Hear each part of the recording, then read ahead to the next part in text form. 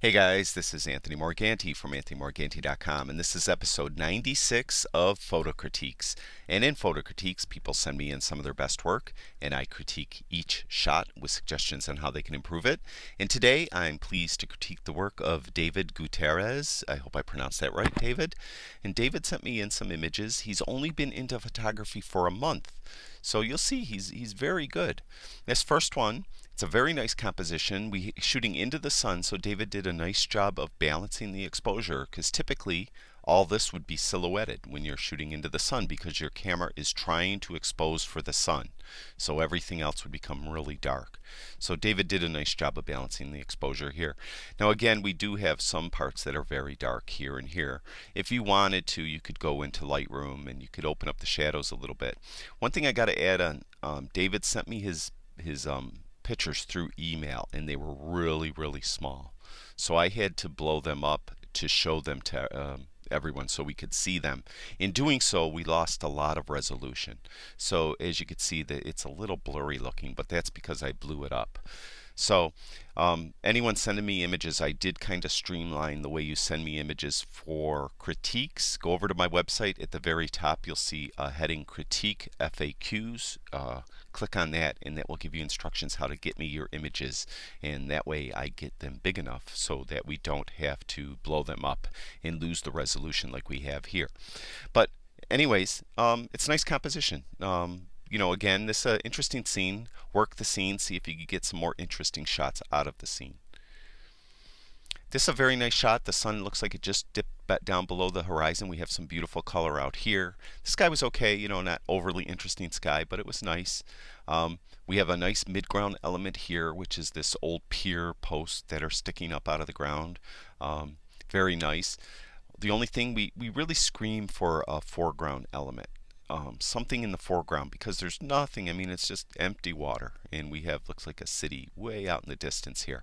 So if we had a foreground element, I think it would add to the shot, keeping this in the shot also.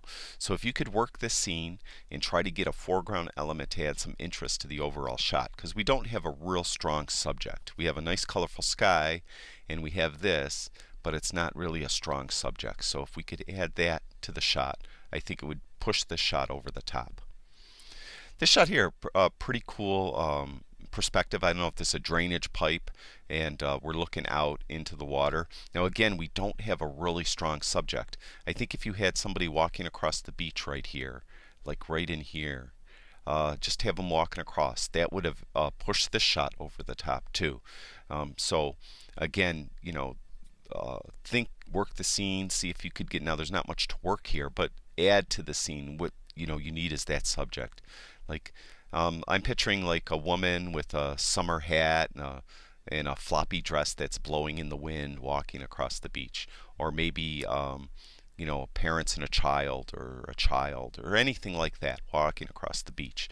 That's in my artistic eye is what I see, and I think if you had something like that in the shot, it would really push it over the top. This shot here, now, you're shooting at the sun, so you're getting the silhouette of the tree line and the street lamps. Whenever you're doing anything in silhouette, you really have to have the silhouette be really compelling. So interesting, out of the ordinary would be the best. In this case, it's rather mundane. You have a mundane shot of a tree line, which we see all the time, street lamps, which we see all the time. Did a very good job of exposing it. You don't have lens flare. You don't have like this way blown out. So in that case, you did really nice. So you take that same idea though, and you get some silhouettes as something really unusual. Very unusual shape, a very unusual circumstance, silhouetted. Then it's a really interesting shot. So you got the mechanics and the technicalities of it down on how to do it. Now just bring it that next step and really get an intriguing shot of something very interesting silhouetted against the sun or against bright sky, whatever. And you'll really get some more compelling shots doing something like that. It's a very nice exposure. There's no metadata in here, so I don't know what f-stop or what how many the shutter speed or ISO or anything like that of this shot. It's pretty well balanced though. We are pretty dark back here, so I think you could have used a tad more exposure, so the background was a little brighter. Instead of just seeing these square lights in the buildings, we would see more of an outline of the building. Um, Also, this guardrail here is just not needed. If you could have pointed your camera up just a little bit and you used a longer exposure, you would have got some stars in the sky also. So um, if you tilt it up a little bit, got more of the sky, and I could see, actually, I don't know if you could see it on the video, I could see a little bit of a star here and there. So it's not a totally cloudy day. Um, just barely I could make them out. So if you tilt it up just a little bit, used a little longer exposure, so the buildings were a little more defined, and then you would have had some stars in the shot, and it would have pushed the shot over the top. Also, just judging by the glow of the lamps, there's very little starburst, so you used a wider open aperture. Probably I would say around f5.6 you might have used on this, or 4 in there somewhere. If you stopped it down even further, around f12, 13, in there somewhere, you would have got a big starburst effect on these lights, which is an effect you might not have wanted, but it's something to do. I generally would shoot a scene both ways, something wide open, something stopped down, to see how it looks. Sometimes I like them with the starburst effect, and sometimes I like them without it. So something to do. Just remember, work the scene, try to do it a couple different ways, because you'll never know which one is really the best one. It's a very nice shot. I can't tell. It looks a little blurry, but that might be because I had to blow it up. But it's a very interesting shot. These shots aren't that hard to get, but you have to be patient. When you have birds flying around, particularly, seagulls are the easiest thing to shoot because they're usually flying all over the place, and you could lure them in with a French fry. So you could get them flying around you. You just have to be very patient. Typically what you would do, you would use back button focusing. I encourage everyone to learn how to back button focus. I have an article on my website. Just search for back button focus on my website, anthonymorganti.com. It'll explain how to use the back button, a back button on your camera to focus. You would use a continuous servo drive focusing. So when you push that button in, it's continually focusing as long as you're holding that button in. So the moving object, like a bird flying around in the sky, you would have the focus point over the bird and keep your camera with that, pointed, so that focus point is always on the bird, holding that back button in, and you would always be trying to focus that bird. Then you'd use the motor drive by pushing on the shutter and shooting off a lot of shots in a row. So you only press the shutter once, you hold 2 buttons in, the back button to focus, the shutter button to take the shots, and you keep pointing at the bird as it's flying around. And hopefully in 100 shots you get a couple that are really good, really tight focus. It's not super hard to do, it just takes a little practice. Let's have another night shot, very nice exposure. This shot is kind of hard to get because the statue of the world is very bright and the sky is very dark.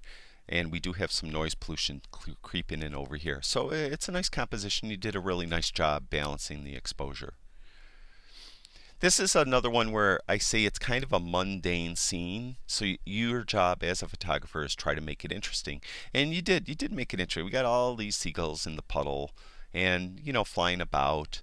And we have a slight diagonals going down because this is slightly tilted. You can see everything's tilted a little bit.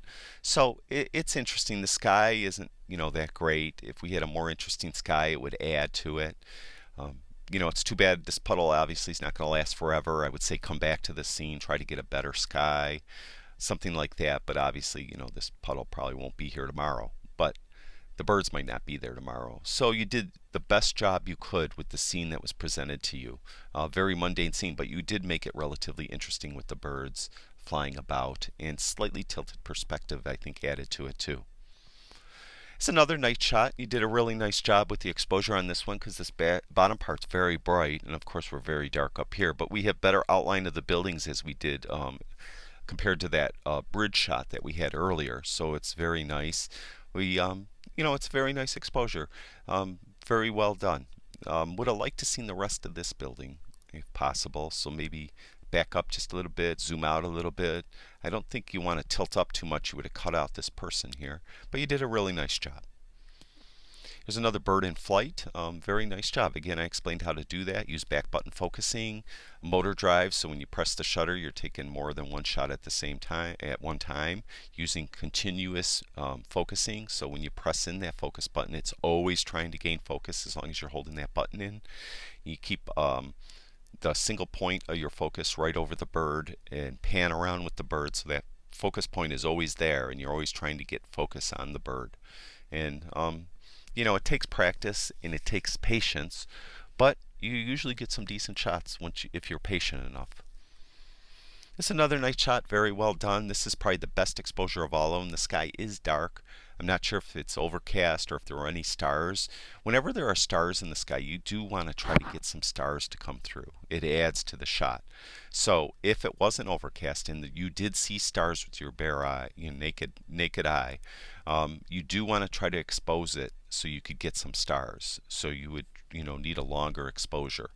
It's hard though. These lights on these buildings are very bright, so it's something to experiment with, and you'd really have to try it. Every scene is different, and I really can't give you a recipe over this critique of how to do it. Use F of this shutter speed, because it is different. Every scene is different, so you'll have to try it out different ways. But you did a really nice job on the buildings. Very well done, David. And this is a very nice shot too. Very nice scene. Nice serene winter scene. Very well exposed. Again, it was probably a relatively mundane scene, but at night with the snow, it makes it a really nice shot. Something you would see on a Christmas card or on a greeting card or something like that. So it's very well done. And that is the last shot of David's. David, thank you very much. It's hard to believe you've only been into photography for a month. You're very, very good, and I hope you stay with it. And I'd like to thank you for sending your images to us to look at. And I'd like to thank everyone who watches all my videos. I really do appreciate it. And if you have time, go over to my website, anthonymorganti.com. Check out all the videos and articles I have over there. And if you haven't already, go over to YouTube and subscribe to my YouTube channel. I'd really appreciate that. That's it for now. I'll talk to you guys soon.